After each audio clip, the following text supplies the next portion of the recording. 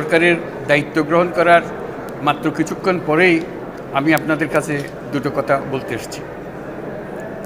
আজ দ্বিতীয়বার যারা স্বাধীনতার স্বাদ আমাদের সকলের জন্য সম্ভব করল, সেই বৈষম্য বিরোধী ছাত্র আন্দোলনের শহীদ ছাত্র জনতা এবং এতে আহত অসংখ্য আন্দোলনকারীকে স্মরণের মাধ্যমেই দেশবাসীকে আমি কিছু কথা বলতে চাই। তাদের দুঃসাহসিক আত্মত্যাগ, সাহস ও সারা দেশকে ঐক্যবদ্ধ করার বিনিময়ে ছাড়া এই স্বাধীনতা অর্জন কখনোই সম্ভব হতো না।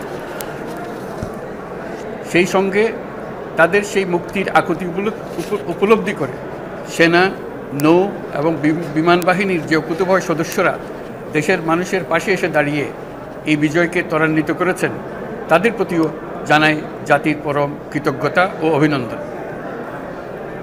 ছাত্র জনতার অভ্যুত্থানে আমাদের দ্বিতীয় স্বাধীনতা অর্জন উৎসবের মুহূর্তে এই স্বাধীনতাকে নস্যাৎ করার জন্য ষড়যন্ত্রকারীরা দেশে একটা অরাজকতার ও ভীতির পরিবেশ সৃষ্টি করেছে। অরাজকতা আমাদের শত্রু, একে দ্রুত পরাজিত করতে হবে।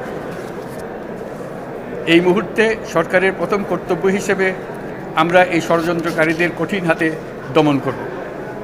স্বাধীনতার মুক্ত বাতাস যেন প্রত্যেকে বুক ভরে নিতে পারে, এই নিশ্চয়তা দানেই আমাদের সরকারের প্রথম পরিস্থিতি। এই ব্যাপারে দেশবাসীর সহযোগিতা কামনা করছি। দ্বিতীয় স্বাধীনতার এই মিলন মেলা থেকে বাদ যাবে না যারা আমাদের শান্তি শৃঙ্খলা রক্ষাকারী প্রতিষ্ঠানগুলো, নৌ, সেনা, বিমান বাহিনী, বর্ডার গার্ড, পুলিশ, আনসার, গ্রাম প্রতিরক্ষা, কোস্টগার্ড, কেউ বাদ যাবে না। অন্য সবার মতো তাদের প্রত্যেক সদস্য আজ উপরওয়ালার আইন বহির্ভূত জবরদস্তিমূলক হুকুম থেকে মুক্ত। কারোর জন্য এটা বিন্দুমাত্র ব্যাহত হলে আমাদের আজকের উৎসব ম্লান হয়ে যাবে। প্রচণ্ড নিষ্ঠুর পতিত স্বৈরাচারী সরকার এসব প্রতিষ্ঠানকে দিয়ে ক্ষমতা কুক্ষিগত করে রেখেছিল।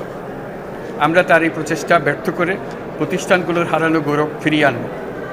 এই ঘৃণ্য চেষ্টায় ব্যবহৃত হয়ে যারা অপরাধ সংগঠিত করেছে তাদেরকে আইনানুগ বিচারের মাধ্যমে শীঘ্রই উপযুক্ত শাস্তি দেওয়া হবে।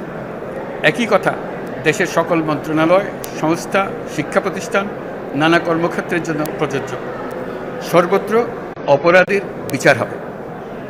আজ প্রত্যেকটি প্রতিষ্ঠান ও তার সদস্যরা নিজ নিজ কর্তব্য পালন করার মাধ্যমে দ্বিতীয় স্বাধীনতাকে উপভোগ করবেন, দেশকে গৌরবের শীর্ষে নিয়ে যাবেন এবং দেশবাসীকে এবং জগৎবাসীকে উপভোগ করার সুযোগ করে দেবেন।